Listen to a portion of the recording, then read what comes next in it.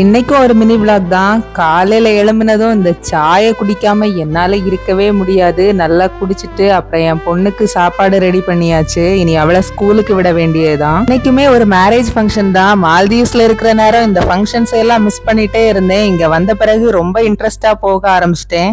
என் கல்யாண சாரியை பார்த்தா கூட இவ்வளவு சந்தோஷம் வராது. ஆனா இந்த சாரியை பார்த்தா எனக்கு அவ்வளவு சந்தோஷமா இருக்கும். ஏன்னா இது ஃபர்ஸ்டா கிட்டத்தட்ட ஒரு 10 வருஷத்துக்கு முன்னாடி காலேஜ் படிச்சுட்டு இருக்க நேரம் என்னோட அம்மா எடுத்து தந்தது.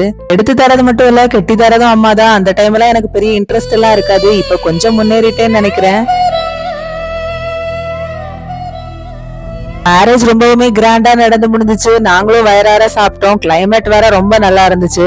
சரி, சாரி கதையை சொல்லிடுறேன். எனக்கு ஃபர்ஸ்டா எங்க அம்மா வாங்கி தந்த சாரியே கிட்டத்தட்ட 3000 ரூபாய் கிட்ட வந்திருந்துச்சு அந்த நேரம். அப்ப அது ரொம்பவுமே பெருசுதான். எங்க வீடை பொறுத்த வரைக்கும் கேட்ட உடனே எதுவுமே கிடைக்காது. அப்படி இருக்கும்போது அம்மா எப்படி வாங்கி தந்துட்டாங்கன்னு யோசிக்கிற நேரம் கொஞ்சம் சந்தோஷமா தான் இருக்கு.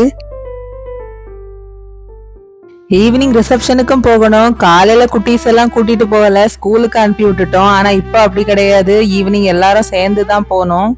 ஈவினிங் ரிசப்ஷனுமே ரொம்ப கிராண்டா வச்சிருந்தாங்க. நல்லா சாப்பிட்டோம், நல்லா என்ஜாய் பண்ணிட்டு அப்படியே வீட்டுக்கு கிளம்பியாச்சு. குட்டீஸும் ரொம்ப ஹாப்பி.